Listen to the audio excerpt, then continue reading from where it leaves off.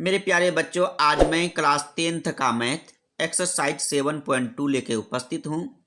यह निर्देशांक ज्यामिति है। इसको अंग्रेजी में हम लोग कोऑर्डिनेट ज्योमेट्री कहते हैं। इस एक्सरसाइज का आज हम लोग क्वेश्चन नंबर 9 सोल्व करने के लिए जा रहे हैं। 9 से पहले क्वेश्चन नंबर 8 तक हम जो सोल्व कर चुके हैं, आप उसका वीडियो प्लेलिस्ट से देख सकते हैं। आइए सबसे पहले हम लोग जो पढ़ते हैं कि क्वेश्चन नंबर 9 में है क्या। क्वेश्चन नंबर 9 में कह रहा है कि बिंदुओं ए और बी को जोड़ने वाला रेखाखंड ए बी को 4 भागों में विभाजित करने वाले बिंदुओं के निर्देशांक ज्ञात कीजिए।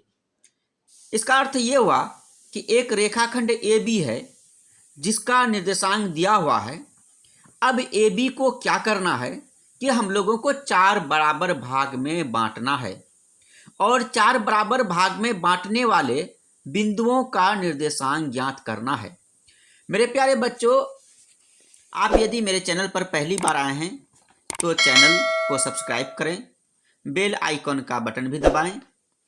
यदि मेरा पढ़ाया हुआ मैथ आपको पसंद आ रहा है, समझ में आ रहा है, तो आप वीडियो को लाइक करें, शेयर करें। आइए हम लोग जो है क्वेश्चन नंबर 9 में क्या करेंगे, सबसे पहले हम लोग फिगर बना लेते हैं। फिगर में क्या कह रहा था कि रेखाखंड ए बी, हम लोग क्या किए, एक रेखाखंड ए बी जो है बना लिए। ये रेखाखंड ए बी हो गया और इसका जो है निर्देशांक दिया हुआ है। यदि हम लोग इसको जो है x1, y1 कहें तो यहाँ ए का कितना मान हो जाएगा, ये हो जाएगा -2, 2। इसका अर्थ ये हुआ कि x1 का वैल्यू -2 हुआ, y1 का वैल्यू 2 हुआ। इसी तरह b का भी निर्देशांक दिया हुआ है।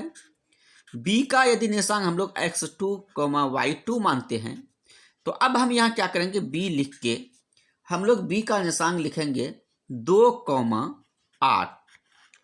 अब देखिए इस प्रकार यहाँ पे क्या हुआ कि x2 का वैल्यू 2 हुआ और y2 का वैल्यू 8 हुआ। अब क्या कर रहा है क्वेश्चन में कि इस रेखाखंड को 4 बराबर भाग में बांटना है। हम लोग मान लेते हैं कि यहाँ पे एक बिंदु है।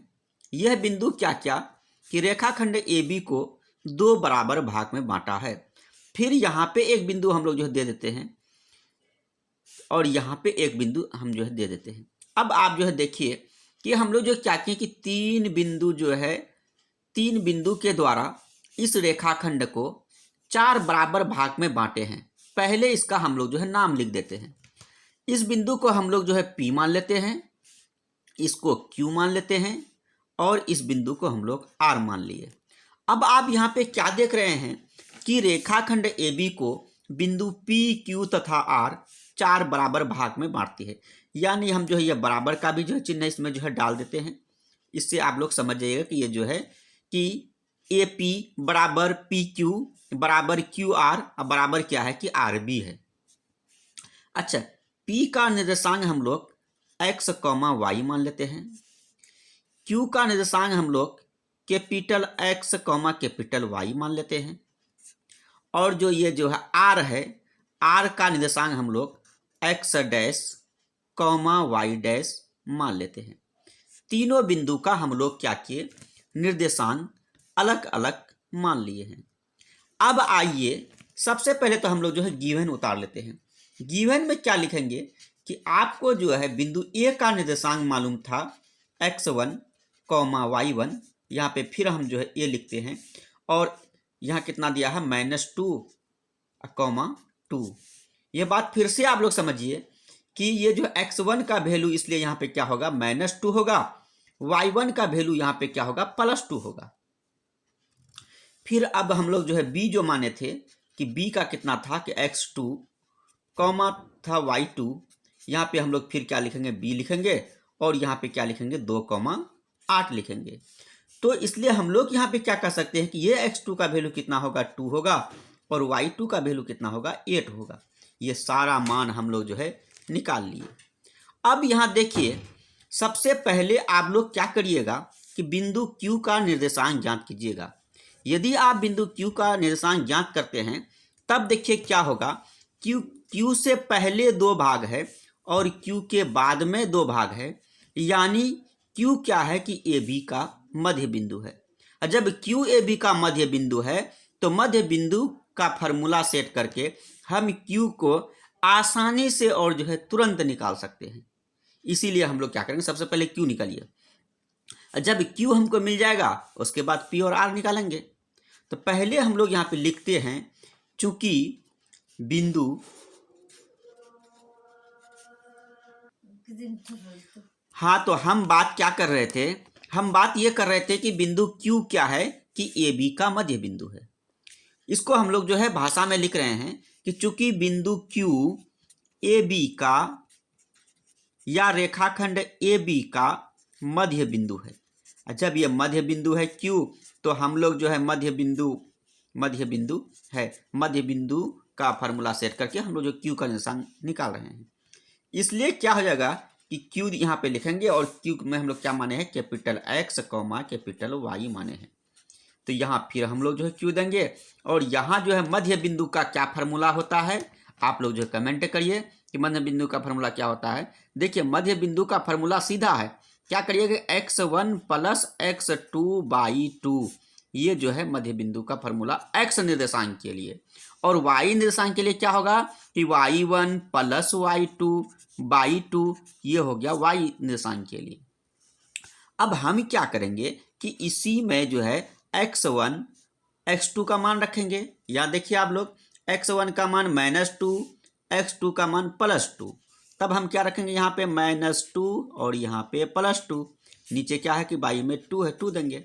फिर जो है हम लोग y1 का मान +2 और y2 का मान कितना है, 8 है, तो यहाँ पे क्या लिखेंगे 2 + 8 और y में 2 देंगे। अब यहाँ पे देखिए आप लोग कि ये जो है Q हो गया, ये -2 + 2 ये 0 होगा, 0 यहाँ 2 हो गया और ये 8 2 10, 10 बटे ये जो है 2 हो गया। इस तरह जो है ये Q हो गया। यहाँ पे जो है 0 में 2 से जो है भाग दिएगा तो 0 होगा, 10 में 2 से भाग दीजिएगा तो 5 होगा। ये हम लोग का एक आंसर हो गया। अब यहाँ पे देखिए आप लोग क्या किए कि कैपिटल X कैपिटल Y का निशान ज्ञात किए, यानी यहाँ पे हम लोग जो है लिख सकते हैं कैपिटल Q तो दे ही दिए, 0 और जो है यहाँ 5, ये हम लोग का जो है निकल चुका है। अब यहाँ पे देखिए एक बात समझने वाली है कि जब आपको Q का निर्देशांक पता हो गया है तो अब हमको किसका निर्देशांक पता करना है, P का करना है और R का करना है। पहले हम लोग जो है P का निर्देशांक जो है ज्ञात करते हैं। तो P के बारे में हम लोग यह कह सकते हैं, चूंकि जो है सभी भाग क्या है बराबर है, तो P क्या है कि ये Q का मध्य बिंदु है। तो हम लोग क्या करेंगे, इसके साथ भी जो है मध्य बिंदु का जो है फॉर्मूला सेट करेंगे। यानी यहाँ पे हम लोग जो है यदि जो है लिखें कि बिंदु P, अब हम लोग क्या लिखेंगे कि चूंकि बिंदु P, इस तरह हम लोग जो है यहाँ पे लिख सकते हैं। और यदि आप लोग को किसी तरह का डाउट हो तो कमेंट करें। आइए, हाँ, हम लोग क्या बात कर रहे थे कि बिंदु P के बारे में, या इसके बारे में भी हम लोग जिस तरह Q निकाले हैं उसी तरह हम लोग P निकालेंगे। चूंकि बिंदु P क्या है कि इस बार देखिए P है ना, A और Q का मध्य बिंदु है, तो यहाँ लिखेंगे हम लोग AQ का मध्य बिंदु है। कितना आप लोग को सरल विधि में हम मैथ पढ़ा रहे हैं, AQ का मध्य बिंदु है। तो जब जो है PAQ का मध्य बिंदु हुआ तो क्या हम लोग जो है लिख सकते हैं कि P दिए हम लोग और P का निशान क्या माने हैं, X, Y माने हैं। यहाँ लिखेंगे X, Y, इसको लिख दिए। फिर हम लोग यहाँ P लिखेंगे और आप लोग को हम बोले थे कि मध्य बिंदु का निशान कैसे निकालते हैं कि x जो है अक्ष को जोड़ते हैं, फिर x निशान को जोड़ते हैं और y निशान को जोड़ते हैं। क्या यहाँ पे x1 प्लस कैपिटल X नहीं होगा, x1 प्लस कैपिटल X/2 नहीं होगा, और इसमें क्या होगा कि y1 प्लस कैपिटल Y/2 यही होगा। फिर हम लोग जो मान रखते हैं यहाँ पे P दिए और x1 का मान कितना है, -2 है, यहाँ -2 देंगे और कैपिटल X का मान कितना है, यहाँ देखिए कैपिटल X का मान 0, यहाँ क्या लिखेंगे 0/2 और ये कॉमा देंगे। y1 का मान कितना है, ये 2 है और कैपिटल Y का मान 5 निकाले हैं, यहाँ 5 लिखिए, अब/2 दीजिए और इसको क्या करिए, हल करिए। आपको जो है पी का निर्देशांक मिल जाएगा। ये पी ठीक है, -2 में 0 जोड़िएगा, -2 होगा, बाई में 2, और ये 5 और 2 कितना हो गया 7, 7 बटा ये कितना हो गया 2 हो गया, यानी ये पी दीजिए और इसमें जब ये भाग दिएगा तो -1 आएगा और ये कितना होगा 7/2। इस तरह ये आपका जो है दूसरा आंसर हो गया। अब हमको एक और आंसर चाहिए, वो किसका निर्देशांक चाहिए? पी और क्यू तो हम निकाल लिए, अब चाहिए आर का। और आर क्या है कि क्यूबी का मध्य बिंदु है। तो हम लोग यहाँ पे फिर लिखेंगे कि चूंकि बिंदु आर क्यूबी का मध्य बिंदु है, जब ये क्यूबी का मध्य बिंदु है तो फिर हम क्या करते हैं, मध्य बिंदु का फॉर्मूला से इसको जो है तुरंत जो है निकाल रहे हैं। तो ये कितना हो जाएगा, आर हो गया। इसका क्या माने हैं आप लोग, X dash comma Y dash माने हैं। फिर यहाँ पे आर दीजिए और एक्स डैश निकालने के लिए आप लोग क्या करिएगा, यहाँ देखिए ये 0 अब प्लस यहाँ क्या दिएगा 2, एक्स कैपिटल एक्स का मान 0 है, x2 का मान क्या है, यानी 0 + 2/2 लिखिएगा। तो यहाँ पे हम लोग कितना देंगे 0 + 2/2। और y निकालने के लिए आप लोग क्या करिएगा, यहाँ देखिए कि कैपिटल Y का मान 5 और y2 का मान 8, यानी 5 + 8/2। यहाँ हम लोग कितना लिखेंगे 5 + 8/2। इस तरह ये कितना हो गया, r तो ठीक है, ये 2/2, फिर 8 5 13, 13/2। इस तरह यहाँ r हो गया, ये कितना हो गया 1, और यहाँ कितना हो गया 13/2। ये जो हम लोग r का मान निकाल लिए। अब यदि आप लोग जो तीनों को एक साथ लिखें तो एक साथ भी लिख सकते हैं। एक साथ यदि लिखिएगा तो पहले q का लिखिए, या पहले हम लोग जो p का लिखते हैं। p का हम लोग क्या निकाले हैं, p का निकाले हैं -1, 7/2। r का निकालिए, r का क्या निकाले 1, 13/2। फिर जो हम लोग जो है q का निकाले हैं कितना 0, 5। यही 3 क्या हो गया इसका आंसर। इस तरह हम लोग का क्वेश्चन नंबर 9 कंप्लीट हुआ। अब हम लोग जो है क्वेश्चन नंबर 10 देखते हैं। अब दोस्तों हम लोग जो है क्वेश्चन नंबर 10 पढ़ते हैं। 10 में क्या कह रहा है कि एक समचतुर्भुज का क्षेत्रफल ज्ञात कीजिए जिसके शीर्ष इसी क्रम में, जैसे 3 0 पहला शीर्ष है, दूसरा शीर्ष 4,5 है, तीसरा -1, 4 है, और चौथा है -2, -1 है। करा कि शीर्ष जो है चतुर्भुज का इसी क्रम में है और इस चतुर्भुज का क्या करना है, हम लोगों को क्षेत्रफल ज्ञात करना है। और इसमें संकेत में दिया है कि समचतुर्भुज का क्षेत्रफल बराबर हाफ गुना उसके विकर्णों का गुणनफल, यानी समचतुर्भुज के विकर्ण का गुणनफल। आइए दोस्तों हम लोग जो है क्वेश्चन नंबर 10 शुरू करने के लिए जा रहे हैं। तो सबसे पहले हम लोग जो फिगर बनाते हैं। जैसा कि आप लोग क्या देख रहे हैं कि फिगर में क्या करना है, हम लोग को एक समचतुर्भुज बनाना है। और आप लोग क्या जानते हैं कि समचतुर्भुज में क्या होता है कि सम्मुख भुजा समानांतर और बराबर होता है। समचतुर्भुज में सम्मुख भुजा समानांतर और बराबर होता है। यदि हम इसको जो है ए मान लें और इसको जो है शीर्ष बी माने, इसको शीर्ष सी माने और ये शीर्ष डी लिख लिए, और ये सबका जो है मान हम लोग जो है लिख देते हैं। तो ए का कितना दिया है, ए का बोला है 3 0, और जो है बी का शीर्ष कितना दिया है 4 5, और ये जो है सी का शीर्ष कितना दिया है -1, 4, और जो है ये डी का शीर्ष कितना दिया है -2, -1। यह समचतुर्भुज ABCD का क्या दिया है, चारों शीर्ष दिया है। तो समचतुर्भुज में अभी अभी आप लोग को क्या बताए थे, इसका जो है चारों भुजा बराबर होता है और क्या होता है कि जो है सम्मुख भुजा समानांतर होता है।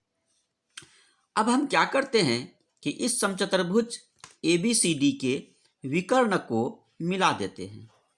तो यदि हम लोग जो है AC को मिलाए और क्या किए, विकर्ण हम लोग BD को मिला दिए। समचतुर्भुज ABCD का विकर्ण को भी हम लोग क्या किए, मिला दिए। अब हमको क्या करना है, इस समचतुर्भुज ABCD का क्षेत्रफल ज्ञात करना है। तो सबसे पहले हम लोग जो है गिवन लिख लेते हैं। जो दिया हुआ है, दिया हुआ क्या है कि ए का जो है निर्देशांक 3, 4, बी का कितना 4, 5, सी का कितना -1, 4, और ये डी का कितना -2, -1।